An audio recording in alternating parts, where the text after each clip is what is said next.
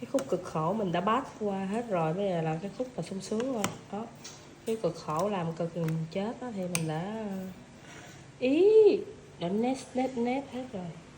Đó, lò cá lóc, có lời cá đuối.